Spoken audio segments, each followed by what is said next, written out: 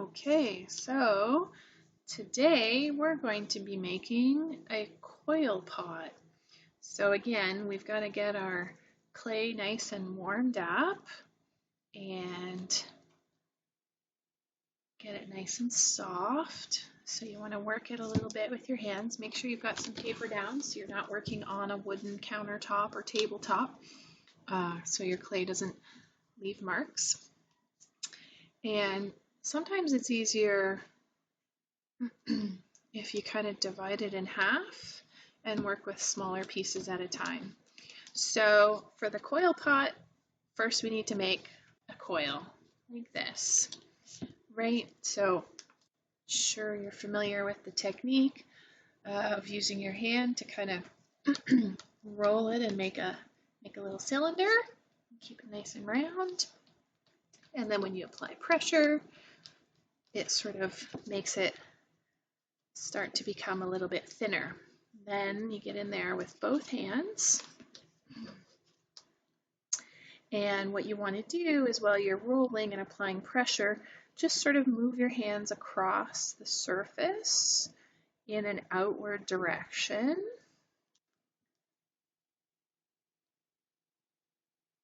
And it'll start to become longer as you go. You don't want to pull really hard. You don't want to pull your hands apart really hard because you may end up then just breaking it. And we're trying to keep it one solid coil. Slowly moving it across. And you can see it starts to pull and get longer. And we've got a little bump in the middle here we need to flatten out. And you just always want to be looking, make sure you don't get a spot that's too thin, because that could again break. So if you get a spot that's kind of thin, just avoid it with your hands. And if you've got a thicker spot, like over at this end, it's a lot thicker, so I'm going to work on rolling that out to make it thinner. Now you can see it's becoming nice and long. Try and keep it fairly even. And the thickness that we're aiming for, I'm saying, is about your pinky. Okay. Now everybody's pinkies are different, yes.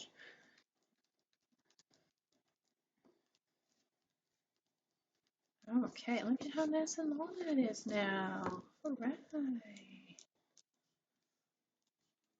So now we've got our nice long piece.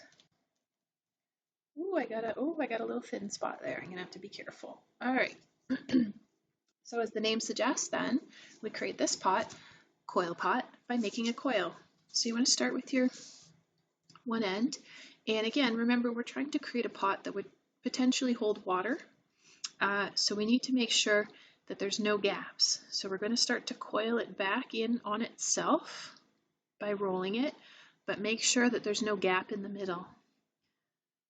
So kind of pushing and applying pressure on the outside to make sure that the coil is staying tight and attached. Okay, just check, make sure there's no gaps anywhere. Just keep rolling, just keep rolling. Okay.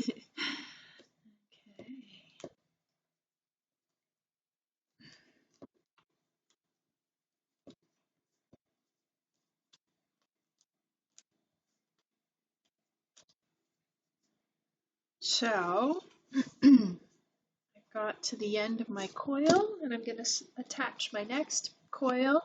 And so the ends, just to make them attach better, I'm just going to kind of make some rough lines in the tip. It'll help it sort of stick together better. Make sure there's no holes, just kind of smooth. All right. So now what I'm going to do is I'm going to start to coil on top of the previous layer.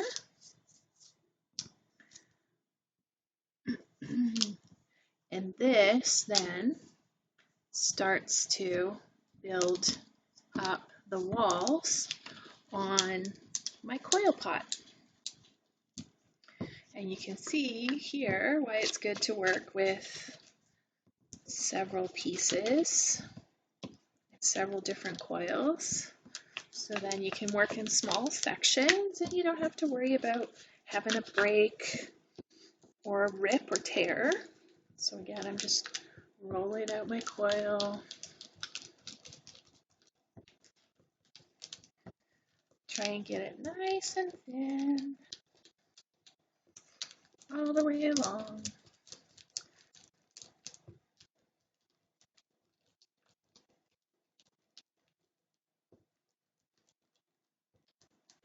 Can even spread it out with my fingers a little bit.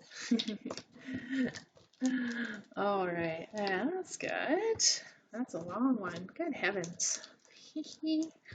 Snake, be long earthworm.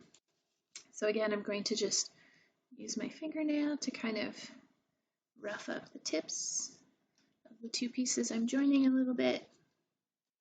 And swoosh.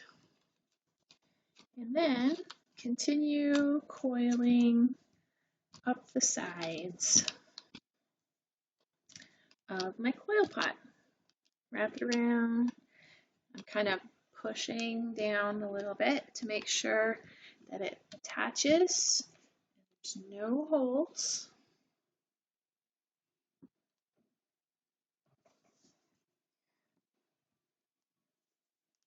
And I'll just hold it up and check the sides. Hold it up to the light maybe. Make sure, where's the light there? Make sure there's no holes anywhere. Yeah, good. All right, so there is my coil pot. You can see now, it'll hold things. All right,